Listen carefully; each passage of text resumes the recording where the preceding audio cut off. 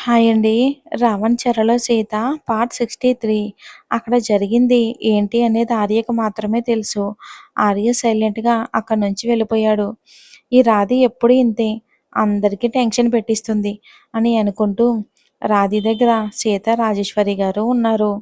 తను ఎప్పుడు లేస్తుందా అని వెయిట్ చేస్తూ ఉన్నారు అందరూ. అలా రాధి ఈవినింగ్‌కి మెలుకువ వచ్చింది. నీరసంగా కళ్ళు తెరిచి తన పక్కనే కూర్చుని ఉన్న సీతని చూసింది రాధి. తనని చూడగానే మీనానే గుర్తుకు వచ్చి ఏడుపు తన్నుకు వచ్చి కళ్ళల్లో నుంచి కన్నీళ్లు కారిపోతూ ఉన్నాయి.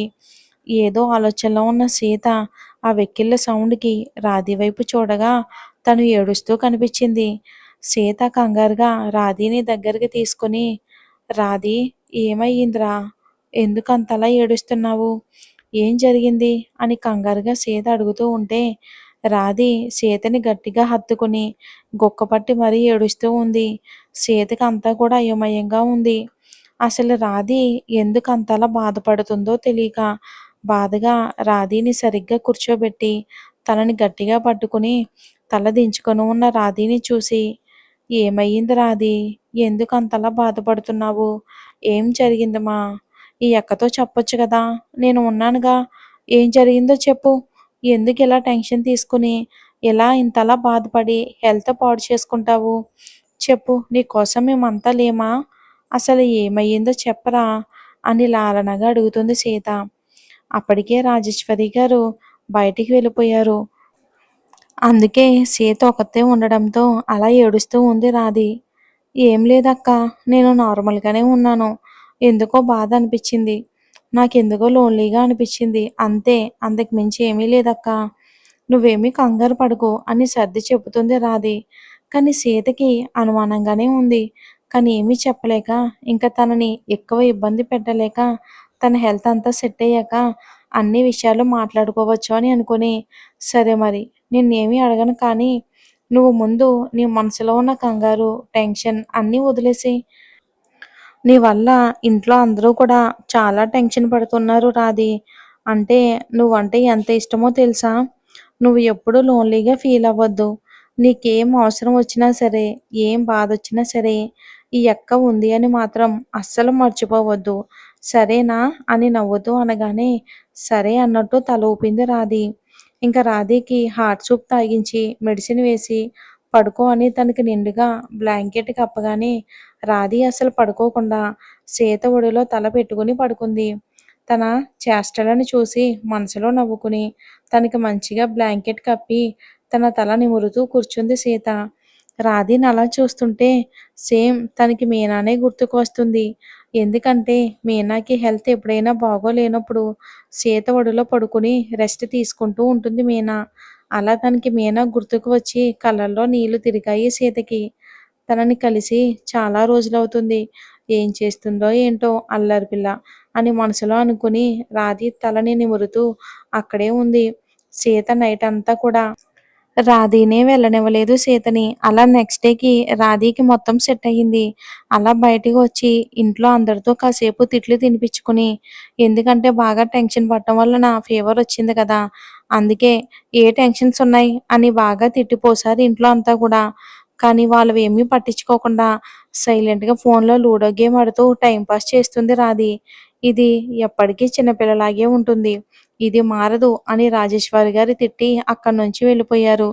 రాధి పైకి నవ్వుతూ ఉన్నా లోపల బాధ ఒక రేంజ్‌లో ఉంది. కానీ దానిని అంతా కూడా బంధించేసింది.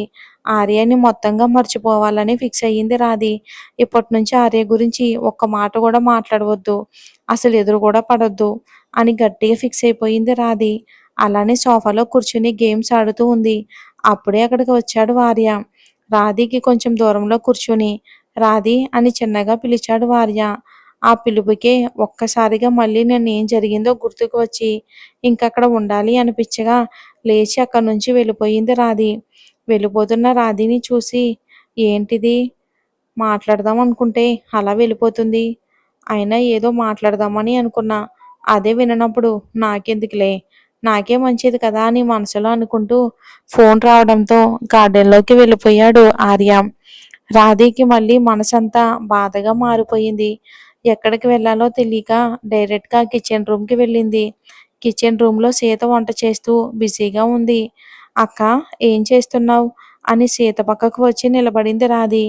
"ఏంటి రాధి మేడం ఈరోజు కిచెన్ వైపు మళ్ళింది? ఏంటి మ్యాటర్?" అని నవ్వుతూ అంటుంది సీత. "ఏముందక్కా చాలా బోరింగ్‌గా ఉంది. అందుకే ఇటు వచ్చాను" అని డల్‌గా చెప్తుంది రాధి.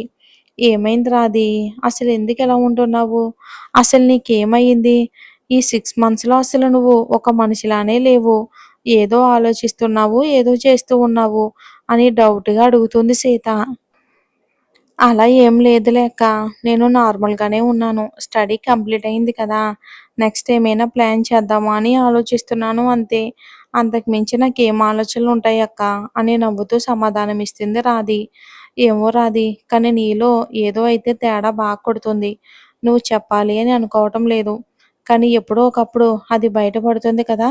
అప్పుడు చెప్తా నీ పని. అక్క నువ్వంత టెన్షన్ తీసుకోకు. నేను నార్మల్‌గానే ఉన్నాను. కానీ నాకొక చిన్న హెల్ప్ చేసి పెట్టు ప్లీజ్. హెల్ప్‌నా? ఏంటది? ఏం చెయ్యాలి? అని అడుగుతుంది సీత. ఏముందక్కా నా స్టడీసు కంప్లీట్ అయినియి కదా! నేను ఖాళీగానే ఇంట్లో ఉంటున్నాను. మరి నాకు కూడా ఏదో ఒక టాలెంట్ ఉండాలి కదా! అందుకే వంటలు నేర్చుకుని నీలాగా మంచి పేరు తెచ్చుకుందామని చూస్తున్నాను. ఏమంటావక్కా? అని నవ్వుతూ అంటుంది రాధి. హ్మ్. బాగుంది కానీ ఈ వంటలు చెయ్యాలని నీకెందుకు అనిపించింది రాధీ? ఇంక వేరే ఏమైనా కోర్స్ నేర్చుకుంటే బెటర్ కదా అని అడిగింది సీత. నాకింకా అవి ఇవి అని ఏమీ ఇంట్రెస్ట్ లేదక్కా. ఎందుకో నీ వంటలు తిన్న దగ్గర నుంచి నాకు కూడా అది బాగా అలవాటైపోయింది. అందుకే కుకింగ్ బాగా నేర్చుకుందాం అనుకుంటున్నాను. ఇంక నేను స్టడీ పర్పస్ మీద ఎక్కడికి వెళ్ళినా నేను ఓన్‌గా కుక్ చేసుకోగలను. అందుకే ఇలా అని అంటుంది రాధి. Good idea. మరి వంట ఫినిష్ అయ్యింది కదా! ఆఫ్టర్‌నూన్ నుంచి నీకు వంట నేర్పించడం స్టార్ట్ చేస్తాను. ఓకేనా రాధి అని నవ్వుతూ అంటుంది సీత. ఓకే అక్క పద మనం అలా గార్డెన్‌లో తిరుగుతూ మాట్లాడుకుందాం. నాకు కూడా చాలా బోరింగ్‌గా ఉంది అని సీతని లాక్కుని వెళ్తుంది బయటికి రాధి. అలా ఇద్దరు గార్డెన్‌లో కూర్చొని ఏదో సరదాగా మాట్లాడుకుంటూ ఉండగానే ఇంట్లో నుంచి రామ్ "సీత, సీత" అని పిలుస్తూ ఉన్నాడు. అయ్యో! అన్నయ్య పిలుస్తూ ఉన్నాడు రాధి. నేను తొందరగా వచ్చేస్తాను. సరేనా? నువ్విక్కడే ఉండు అని ఫాస్ట్‌గా లోపలకు పరుగులు పెట్టింది సీత.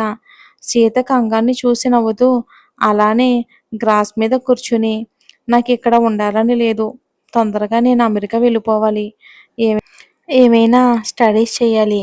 ఇక్కడే ఉంటే నా మైండ్ అంతా కూడా డిస్టర్బ్ అయ్యి అందరినీ బాధ పెట్టాల్సి వస్తుంది. ఈ విషయం ఎంత తొందరగా ఇదే అంత తొందరగా ఇంట్లో వాళ్ళకి చెప్పి ఇక్కడి నుండి వెళ్ళిపోవాలి అని రాధి మనసులో అనుకుంటూ అలా ఆలోచిస్తూనే ఉండిపోయింది. రూమ్‌లోకి వెళ్ళిన సీత చాలా సీరియస్‌గా ల్యాప్‌టాప్‌లో వర్క్ చేసుకుంటూ ఉన్నాడు రామ్. సీత పట్టీల సౌండ్‌కి వర్క్ చేసేవాడు కాస్త తల ఎత్తి సీత వైపు చూసి "సీత బయటికెందుకెళ్ళావే? నిన్ను ఈ రూమ్‌లోనే ఉండు అని చెప్పాను కదా! బయటికెందుకు వెళ్ళావు?" అని కోపంగా అరుస్తూ ల్యాప్‌టాప్ క్లోజ్ చేసి సీత వైపు అడుగులు వేస్తూ ఉంటాడు రామ్. "అంటే వంట చేద్దామని బయటికి వెళ్ళానండి. ఇప్పుడే చెప్పారు కదా! నేనిక్కడే ఉంటానులే. సారీ అండి" అని తడబడుతూ అంటుంది సీత వెనక్కి అడుగులు వేస్తూ. అయినా ఈ మధ్య నీకు బాగా ఎక్కువయిందే. అందుకే ఇలా చేస్తున్నావు కదా! అయినా అసలకి నా మాటంటే నీకు లెక్కలేదు కదే! మళ్ళీ పనిష్మెంట్ ఇవ్వటం లేదు కదా! అందుకే. చెప్తా. అందుకేనే ఇలా చేస్తున్నావు కదా! అని సీతని గోడకి లాక్ చేసి తనకి రెండు వైపులా చేతులు అడ్డుపెట్టి అంటాడు రామ్ చాలా సీరియస్‌గా సీతతో.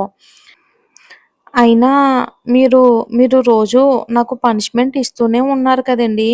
ఇవ్వటం లేదంటే ఎలాగో చెప్పండి? అని చిరు కోపంతో అంటుంది సీత రామ్‌తో. అవునా!